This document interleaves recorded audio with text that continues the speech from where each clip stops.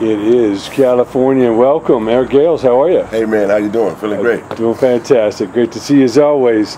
I know you're always working on new music, but you know, I want to go back for a second. Who were those heroes coming up? I know Albert King was one of them. Yeah, man. Who were some of those guys that really got you interested in playing music? Albert King, Robin Trower, Frank Marino, Muddy Waters, John Lee Hooker, Eric Johnson, Stevie Ray. It's more like who wasn't I influenced by. I can answer that easier than because it's so many. It's this big pot of gumbo, you know. So who was the first one that you really fell in love with? Albert was the one? At an early age. It was like a song called Overall Junction, and I learned that at like 4 or 5 years old, and you know it was like the first one, and then the rest of them came. Now, what was it about his playing that really spoke to you? Man, it's just one or two notes sings a whole song, you know what I mean? And it's just power, man, and having the different, you know, varieties and genres and styles that I fuse together, I like to say is a beautiful thing, man. So to have people like that as an influence isn't just it's priceless, actually. Sure. And I know we just lost one of the best. You know, B.B. King is sorely missed. You know, what did B.B. mean to you? Man, B.B. he's right there. You got the three kings, Freddie, B.B., and Albert. You know what I mean? And they all had their own style, and all of them are very much so contributors to, you know, who I am today. And B.B., he's finally, you know, I said a quote that, yeah, he's gone, but obviously God had a vocalist guitar position that needed to be filled. So he just it's a hell of a jam session. Yeah, man, hell of a jam session. So with that being said, man, you know, he's got a long legacy. He lived a long life, many accolades, many achievements. You know, he strived and pushed through all kinds of segregation and oppression, and you know, he just played his way through, and that's how you do it. You know, that's one thing that I do have. He just played his way through. Sure. Now, what age did you start making your own music? How was that evolution to really create your own? 15, 16 years old was where it got started for me. Before then, a little bit, but with the Eric Gales band, it was like 15, 16 years old. I know you got a record deal at an early age.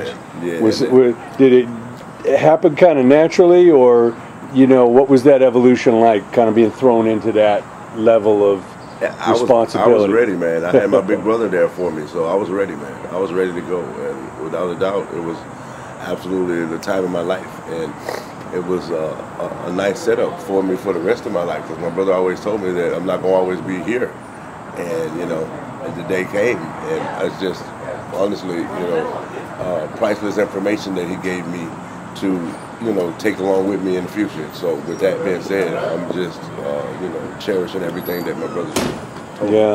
And still do. Yeah, it's an amazing evolution. Now, what does somebody like a Jimi Hendrix mean to the equation? Man, he's like the top of the chain. He's one of the, I mean, well, he learned from Albert and Buddy and T-Bone and all them, and Albert and all that, but the amazing thing is that he took it and stretched it to barriers that are still being learned today, you know, and you just can't get around that tree of how pivotal Jimi Hendrix was in the guitar world, in the songwriting world, everything. So to have a comparison to a guy like that, I think is one of the highest compliments in the world. Sure. But I do have to say that I'm first and foremost me. Yes. And I am who I am, and if I remind you of him in a way, that's cool. I welcome it, but I'm me, and I approach things my own way, and you know, it incorporates a lot of people. I'm influenced by people that he influenced. You know what I mean? Just that left-handed thing automatically brings that a little bit. Yeah, brings that similarity. No question. Now, obviously, being on the road, a lot of fun playing, but you got to pace yourself. You know. To kind of keep it together and keep the energy and all that. What do you personally do to kind of maintain on the road to keep that balance? Just take it easy, man. You know, just take it easy. I like the road. I love it, man. I wouldn't have it any other way. I wouldn't have a day off at all if it was up to me. Every day's a play day. Yeah, man. Every day is a play day. Everything is good, man. Everything is great. So I just keep it moving like that, man. And that's what drives me. Well, we've obviously seen a history of people with substance abuse and alcoholism and all that. Did somebody warn you at an early age, or did you kind of see it yourself? Yeah, I had to see it for myself. I mean, I was told about it, but I had to see it for myself. But I'm back on the other side, you know what I mean? So, and I'm coming even harder than I was before, I believe. So, it's like, my story is just here for somebody to view it and be like, wow, if he went through all that, man, and he's here, you know, still getting it, and he hadn't lost a beat at all.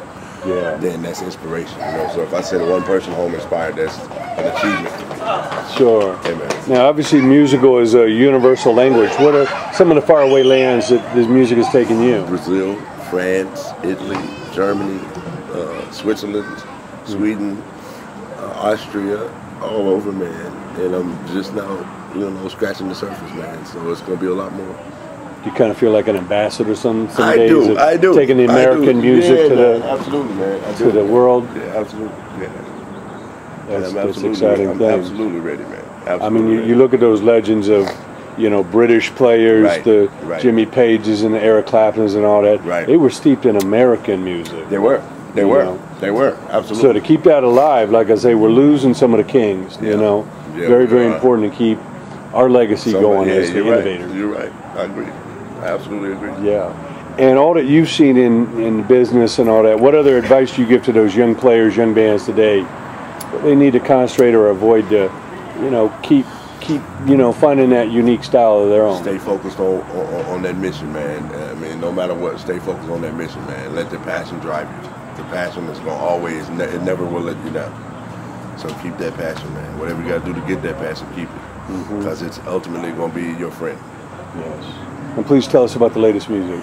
New record, Good for Something, out on Cleopatra Records. I'm happy, produced by my man Raphael Sadid. I got my good friends Eric Johnson. Did you record in North Hollywood? Yes, I got Eric Johnson and Zach Wild on the record. Oh, man. So I got the new shirts, Good for Zach, Something. I love it. Something on the back, so you know, it's like everything is like moving real good. So now, how'd that collaboration with Raphael come about? It's beautiful. He's a good friend of mine, and I asked him would he produce the record, and he said, "Yeah, I got you, man." You know, so I've been knowing Raphael for like 8, 9 years. And take us inside that little lab he's got there in NoHo, man.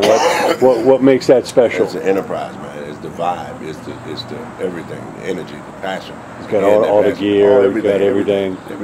Everything's right there.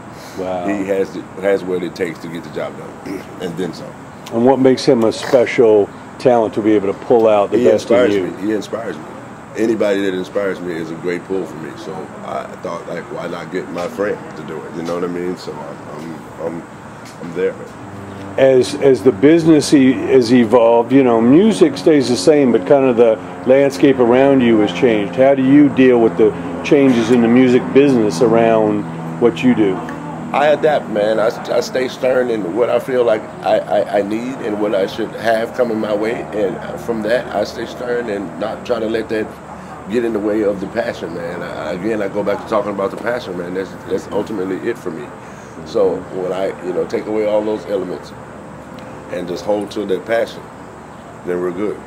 So basically, as the business, you just kind of go with the flow, adapt what's going on behind you, but concentrate on the music and delivering it at the live venues? Yeah, absolutely. Absolutely. Pretty much. That's like my formula there. Yeah. Yeah, man. Well, Eric, congratulations on the new album. Thank you, man. Can't wait to spread the word, man. Keep it up. Man. Appreciate it, man. Thank you so much. All right, man. Appreciate it. Okay.